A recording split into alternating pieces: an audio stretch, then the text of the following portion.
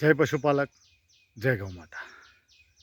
મિત્રો, પશુપાલકોની સાબર ડેરી સાથે લડતને 1 વર્ષ જેટલો સમયગાળો વીતી ગયો.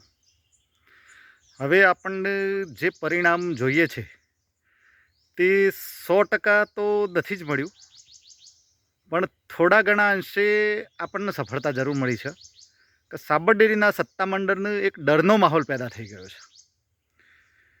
કેવો ડર એ હવે દરેક લોકો જાણતા હોય એ લોકો વિચારી શકે છે, પણ ઉત્તમ પટેલને બેસાડવા માટે આ લોકોએ દરેક પ્રયત્નો કરી લીધા, પણ 1 વર્ષ સુધી તો સફળતા નથી મળી. અને હજુ એ પશુપાલકોનો અને સ્થાનિક દૂધ મંડળીઓનો સહકાર હશે તો આ સફળતા ક્યારેય મળશે નહીં એમને, એનું હું તમને વચન આપું છું. હવે એમને જે કિમિયો અપનાવ્યો છે એ વિચારવા જેવો છે. સાબર ડેરીના સત્તામંડળ દ્વારા ઉત્તમ પટેલને બેસાડવા માટે મારા ગામની દૂધ મંડળી એટલે સાહેબપુરા દૂધ મંડળીનો ભાવફેર નફો રોકી દેવામાં આવ્યો. હવે આ લોકો આડકતરી રીતે મારા ગામના પશુપાલકોને હેરાન કરી અને ઉત્તમ પટેલ વિશે એક એવું ક્રિએશન ઊભું કરવા માગે છે કે ભાઈ ઉત્તમ પટેલના લીધે પશુપાલકોને નફો મળ્યો નથી.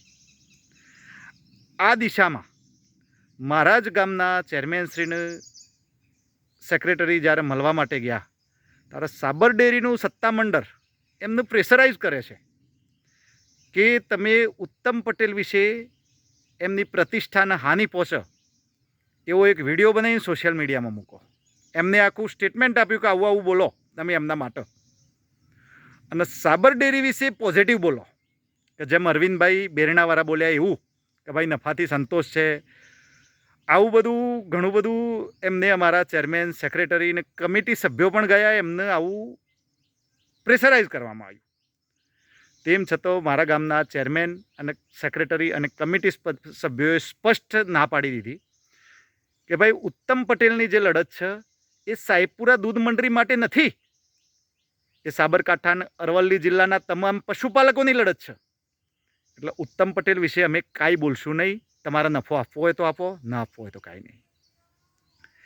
આવું શબ્દો બોલીને જ્યારે આ લોકો ઊભા થયા ત્યારે પણ આ લોકોની આંખોમાં ડર હતો, એમડીની આંખોમાં ડર હતો, સાબર ડેરીના સત્તામંડળની આંખોમાં ડર હતો.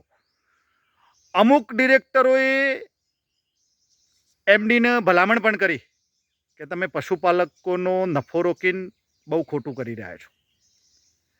તેમ છતાં આ લોકોએ હવે પ્રશ્ન ઊભો થયો હતો કે ભાઈ ભાવફેર માટે પશુપાલકોને પૈસાની જરૂર હતી. એટલે અમારા ચેરમેનશ્રી, સેક્રેટરીશ્રી અને કમિટી સભ્યોએ કે ભાઈ આવો વિડીયો તો બનશે નહીં, પણ તમારે શું જોઈએ છે એના સિવાય અમે ઉત્તમ પટેલનું નામ નહીં લઈએ. હવે આ લોકોએ આડકતરી રીતે અમારા સ્થાનિક દૂધ મંડળીના સત્તામંડળ ઉપર આ લોકોએ પ્રેશર બનાવ્યું કે તમે એમને માફીપત્ર લખી આપો. માફીપત્ર એમને લખીને આપ્યું. હવે એમની મજબૂરી હતી, કારણ કે જો આ લોકો માફીપત્ર ન લખી આપે તો આ લોકોને નફો મળે નહીં. અને અમારા ગામના ઘણા પશુપાલકો એવા હતા કે જે નફાની આશાએ કંઈક મોટા કામ આદરીને બેઠા હોય, કોઈને આગળ કોઈકને વચન આપ્યું હોય, કોઈને પૈસાનું કમિટમેન્ટ કર્યું હોય, તો બધા લોકોને તકલીફ ઊભી થઈ હતી. એટલે આ લોકોએ પશુપાલકોનું હિત અને સ્થાનિક મંડળીનું હિત ધ્યાન ઉપર લેતા એમને લખાણ તો જેવું જોઈતું હતું એવું આપી દીધું અને નફો પણ આવી ગયો. પણ કેટલી હદે આ લોકોએ સ્થાનિક દૂધ મંડળીઓને પરેશાન કરવાનું ચાલુ કર્યું છે. હવે આ લોકો શું કરી રહ્યા છે હું તમને કહું. હવે આ લોકો ધીરે ધીરે મંડળીઓના એસએનએફ અને ફેટ ડાઉન કરી રહ્યા છે, જે લોકો સંગઠનમાં સહકાર આપું છે એમના. એટલે હવે જાહેરમાં સ્થાનિક દૂધ મંડળીના સત્તાધીશો સંગઠનને સહકાર આપતા ડરું છે કે ભાઈ અમારા ગામની મંડળીને નુકસાન થશે. હવે આ નુકસાન જે છે એ આખરે પશુપાલકોને ભોગવવું પડે એમ છે. એટલે સ્થાનિક સત્તામંડળ પણ ત્યાં આગળ લાચાર છે અને આપણે પણ પશુપાલકોને નુકસાન થાય તેવું કોઈ કામ કરવા માગતા નથી. હવે હજુ આ લોકોએ રહી જતું હતું તો વિપુલભાઈએ તેમની સ્થાનિક 6 દૂધ મંડળીઓ દ્વારા ઉત્તમ પટેલ ઉપર 6 કરોડનો દાવો કર્યો. હવે આ દાવા નંબર 4 છે. આ પહેલાં 5-5 કરોડના 3 દાવા તો મારી ઉપર કરેલા છે અને 6 કરોડનો હમણાં 6ઠ્ઠા મહિનામાં જૂનમાં દાખલ કર્યો, અને એ નકલી દૂધના આક્ષેપો ઉપર. હવે નકલી દૂધના આક્ષેપો ઉપર જો ઉત્તમ પટેલ ઉપર દાવો કર્યું છે, પણ ઉત્તમ પટેલ નકલી દૂધની ઇન્કવાયરી માટે કોઈ પેપર માગ્યું છે તો સાબર ડેરી આપવા તૈયાર નથી, વિપુલભાઈ આપવા તૈયાર નથી, કે શામરભાઈની કોઈ દૂધ મંડળી આપવા તૈયાર નથી. કોઈ નકલી દૂધની તપાસ માટે જે કાંઈ સહકાર જોઈએ છે સાબર ડેરીનો, એ સાબર ડેરી પણ આપવા તૈયાર નથી.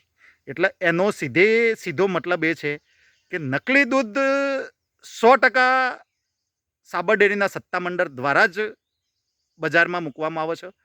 અને આ લોકો હવે પોતાનો બચાવ કરવા માટે કોઈ પણ દિશામાં કાંઈ પણ પગલાં ભરી અને કોઈ પણ લડવાવાળા વ્યક્તિને આડકતરી રીતે બેસાડવો અથવા એની પ્રતિષ્ઠાને ઠેસ પહોંચાડવી એવું કામ કરી રહ્યા છે.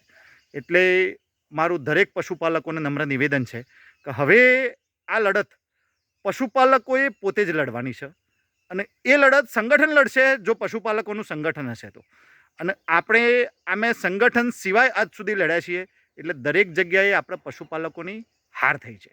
એટલે હવે આપણે એ દિશામાં નથી જવું કે જ્યાંથી આપણને નિષ્ફળતા મળે, પણ સંગઠન સફળતાની દિશામાં કામ કરી રહ્યું છે, અને દરેક પશુપાલકોના સાથ સહકારની જરૂર છે. અને દરેક પશુપાલકો સાબરકાંઠાના અરવલ્લી જિલ્લાના પશુપાલકો સંગઠન સાથે જોડાશે તો આપણે આજે નહીં તો કાલે, અને કાલે નહીં તો એક દિવસે આપણી જીત જરૂર થશે. પશુપાલક સંગઠન મજબૂત હશે તો આપણે કોઈ પણ દિશામાં ગમે તેવું ખોટું હશે તો એક દિવસે આપણે એને જરૂર ગોતી કાઢીશું. અને જે કોઈ નકલી દૂધ બનાવવાવાળા છે, જે કોઈ વહીવટમાં ભ્રષ્ટાચારીઓ છે, અને જે લોકોએ પશુપાલકોના પરસેવાની કમાણી ઘરે લઈ ગયા છે, તે લોકોને ગમે ત્યાંથી કોર્ટની રાહે પણ કાઢવી પડશે.